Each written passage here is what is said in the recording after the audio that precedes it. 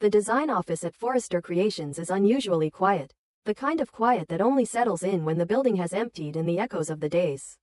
Ambition, conflict, and glamour have finally faded. Within the bold and the beautiful, silence is rarely neutral, it becomes a mirror, reflecting whatever emotions a character has tried hardest to bury. For Brooke Logan, this particular silence feels almost kind. She stands alone among sketches, fabrics, and mannequins, her fingers grazing familiar textures as her mind drifts backward through time. The memories arrive unbidden, layered and vivid, laughter shared with Ridge Forrester, moments of creative triumph, and the softer, more fragile recollections of Caroline Spencer, whose presence once shaped their lives in ways Brooke still struggles to articulate. For the first time in a long while, Brooke feels a tentative sense of peace, as though the chaos that has defined so much of her existence has finally loosened its grip. She tells herself that the past is where it belongs, and that the life she has now, imperfect but honest, is enough. That fragile calm shatters in an instant. The door swings open without warning, the sound sharp and intrusive, slicing through Brooke's thoughts like glass. She turns instinctively, prepared to offer a polite smile or a gentle rebuke, only to freeze as the world seems to tilt beneath her feet. Standing in the doorway is a woman whose face is impossibly familiar, whose posture and gaze conjure memories Brooke believed were laid to rest years ago. The resemblance is not superficial or coincidental, it is exact, unsettling in its precision. The woman's eyes sweep the room with a slow, deliberate curiosity, as though she is cataloging every detail of a place she knows intimately yet has not seen in a very long time. Brooke's breath catches painfully in her chest. Her mind rejects what her eyes insist upon, scrambling for rational explanations. A hallucination, perhaps born of exhaustion and nostalgia. A cruel joke, some elaborate deception engineered to exploit her vulnerabilities. Her lips part and the name slips out before she can stop herself, trembling with disbelief. Caroline. Saying it aloud feels dangerous, as though naming the apparition might somehow make it real. Brooke takes a hesitant step forward, her heart pounding so loudly she is certain the woman must hear it. The stranger does not retreat. Instead, she moves closer, her expression sharpening with something that looks disturbingly like recognition. She speaks with quiet certainty, her voice carrying the unmistakable cadence Brooke remembers so well. She claims the name without hesitation, declaring herself Caroline Spencer. Not a memory, not a ghost, but flesh and blood. She insists she did not die of leukemia as the world was led to believe. The words land heavily, each one dismantling years of accepted grief and closure. Brooke's knees threaten to give way as the implications unfold in her mind. Death, mourning, and the careful reconstruction of life afterward were all predicated on a lie. Caroline's explanation is as shocking as her presence. She speaks of captivity, of being taken by a shadowy adversary from the Forrester family's past. Someone whose hatred festered long enough to manifest as cruelty. Years stolen in confinement, her existence erased while the world moved on without her. She describes survival not as triumph but as endurance. Each day marked by the ache of being forgotten and the burning certainty that her absence was not permanent. Her escape, she claims, was not miraculous but inevitable. A slow, calculated reclaiming of freedom that has finally led her back to the place where her life once held meaning. Before Brooke can fully process the magnitude of this revelation, footsteps echo in the corridor. Ridge Forrester and Thorne Forrester enter the design room together, drawn by urgency they cannot yet name. The moment they see Caroline, time seems to fracture. Thorne's reaction is immediate and visceral, his composure dissolving as disbelief gives way to raw emotion. Years of grief and unresolved love surge forward, overwhelming any capacity for restraint. He crosses the distance between them in seconds, pulling Caroline into an embrace that is equal parts joy and anguish. His relief is unmistakable, yet threaded with pain for the years he believed were lost forever. Ridge, by contrast, remains rooted to the spot. His face betrays a storm of conflicting emotions. Shock, longing, suspicion, and a love he never fully extinguished. Seeing Caroline alive forces him to confront a past he believed he had reconciled, reopening wounds he thought had healed. The woman before him is both familiar and strange, her survival a miracle that feels too immense to accept without question. Ridge's eyes search her face for answers, for signs that might explain how this impossible moment has come to pass. He says nothing, but his silence speaks volumes, revealing a man torn between hope and the instinct to protect himself from yet another devastating loss. Brooke watches this reunion unfold with a growing sense of dread, the joy and pain radiating between the Forresters awaken fears she has carried quietly for years. Caroline's return is not merely a disruption of the past, It is a direct threat to the present Brooke has fought so hard to preserve. She feels suddenly transparent, as though every insecurity she has ever harbored is visible to the room. Ridge's complicated gaze, Thorne's undeniable connection, and Caroline's calm confidence converge into a realization Brooke cannot escape. The equilibrium she believed she had achieved is dangerously fragile. The dynamic between Ridge and Thorne shifts almost immediately, old rivalries resurfacing with alarming ease. Caroline's presence acts as a catalyst, reigniting tensions rooted in shared history and unresolved competition. What once lay dormant beneath layers of maturity and compromise now rises to the surface. Raw and volatile, Brooke senses it in the air, the way the brothers' attention orbits Caroline, each responding to her in distinct but equally powerful ways. The past does not simply return, it demands to be reckoned with. Caroline herself seems acutely aware of the effect she has. As the initial shock subsides, she steps away from Thorne's embrace and drifts toward a framed photograph on the wall. A relic of the Forrester family's legacy. She studies it intently, her expression unreadable, before allowing a small, enigmatic smile to curve her lips. The gesture is subtle but unmistakable, hinting at layers of intention beneath her story of survival. Brooke notices it, a chill settling deep in her chest. The smile is not one of reunion alone. It carries the weight of calculation, of someone who has spent years thinking about what she lost and what she might yet reclaim. In that moment, the room feels charged with possibility and peril in equal measure. Caroline's return has already begun to unravel carefully maintained truths, exposing fault lines in relationships Brooke thought were secure. Ridge's conflicted silence, Thorne's emotional vulnerability, and Caroline's poised mystery create a volatile combination, one that threatens to redefine loyalties and resurrect battles long thought concluded. Brooke understands, with painful clarity, that this is not simply about love revisited or grief undone. It is about power, legacy, and the narratives people tell themselves to survive. As the four of them stand amid sketches of future collections and echoes of past dreams, the boundaries between yesterday and today blur beyond recognition.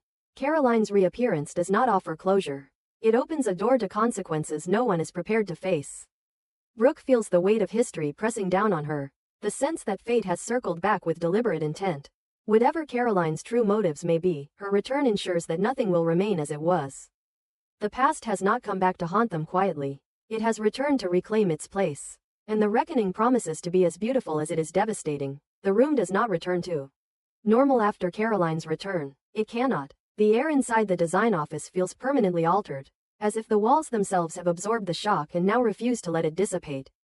In the world of the bold and the beautiful, moments like this never resolve cleanly. They metastasize, spreading into every relationship, every choice, every unspoken fear. What lingers after the initial disbelief is not joy, but unease, a collective instinct that something far more dangerous than nostalgia has just been unleashed. For Brooke Logan, the hours that follow feel like a slow-motion unraveling. She remains outwardly composed, offering space and grace where chaos threatens to erupt, but inside her thoughts spiral relentlessly. Caroline's presence reclaims emotional territory Brooke believed she had earned through years of sacrifice and survival. The memories she once revisited gently now feel weaponized, no longer private reflections but living forces capable of reshaping the present. Brooke realizes with chilling clarity that peace built on the assumption of death was never as stable as she believed. It was conditional, dependent on the past staying buried. Ridge Forrester struggles in silence, his turmoil manifesting not in anger but in withdrawal. He cannot reconcile the woman standing before him with the grief he endured, the goodbyes he made, the life he rebuilt. Caroline's survival forces him to question not only what he lost, but what he chose to let go of. He wonders whether his love was truly transformed or merely redirected by necessity. Each glance he steals toward Caroline is loaded with meaning he refuses to name. And Brooke senses that hesitation like a hairline fracture running through their bond. Thorne Forrester, however, does not hide his emotions. His connection to Caroline reasserts itself with a rawness that startles everyone present. Joy and grief coexist in him, indistinguishable, feeding off one another.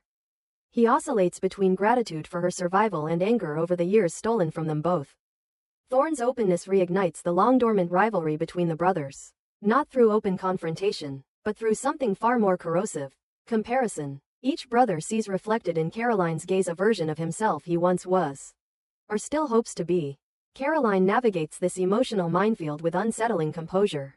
Caroline Spencer presents herself as grateful, vulnerable, and overwhelmed, yet there is an unmistakable precision in her movements. a deliberateness in how she positions herself within the room and within conversations.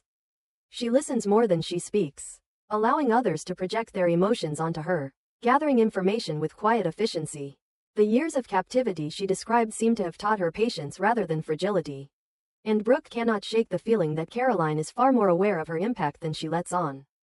As Caroline recounts fragments of her captivity in the days that follow, the story grows darker and more complex. She speaks of isolation, of psychological torment inflicted by someone who did not simply want to erase her but to watch her suffer in obscurity. She hints at motives tied to the Forrester legacy, resentments nurtured in the shadows, grievances passed down like heirlooms. The lack of specific names only deepens the unease. Ambiguity becomes her shield, allowing her story to remain just incomplete enough to discourage scrutiny while still commanding sympathy. Brooke listens carefully, her empathy genuine yet guarded. She recognizes the power of narrative in this family, how stories are often used to justify possession, forgiveness, or dominance. Caroline's tale evokes compassion, but it also raises questions Brooke cannot ignore. Survival under such circumstances changes people, sometimes in ways that are not immediately visible. Brooke begins to sense that Caroline's return is not merely about reclaiming what was taken from her, but about reshaping the future in her own image. Ridge's internal conflict intensifies as he becomes increasingly aware of the emotional pull Caroline still exerts over him. He is drawn to her resilience, haunted by guilt over having mourned her without ever truly knowing the truth. Yet he is equally bound to Brooke by years of shared struggle and growth. The tension between past and present stretches him thin, forcing him to confront the uncomfortable possibility that love does not simply disappear when circumstances change. It adapts, waiting for the right moment to resurface. Brooke feels this shift acutely. She does not accuse, does not demand reassurance, but the fear settles into her bones nonetheless. She understands Ridge well enough to know that his silence is rarely neutral. It is the space where decisions are formed. Caroline's presence threatens not only Brooke's relationship but her sense of self, challenging the identity she forged as someone who survived, endured, and ultimately prevailed. The idea that she might once again be cast as the obstacle rather than the partner is a nightmare she thought she had outgrown. The rivalry between Ridge and Thorne escalates subtly, expressed through competing acts of support and protection. Each brother positions himself as Caroline's anchor, offering stability in different forms. Ridge leans on history and familiarity, while Thorne offers immediacy and unfiltered devotion. Caroline receives both with grace, never explicitly choosing, never discouraging the competition. Brooke notices how Caroline's gaze lingers just long enough on each man to sustain hope without committing to it, a strategy that keeps both brothers emotionally engaged and off balance.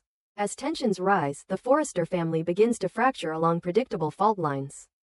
Old resentments resurface, fueled by whispered speculation about Caroline's intentions and the identity of her captor. The past, once a closed chapter, becomes a battleground where loyalties are tested and rewritten.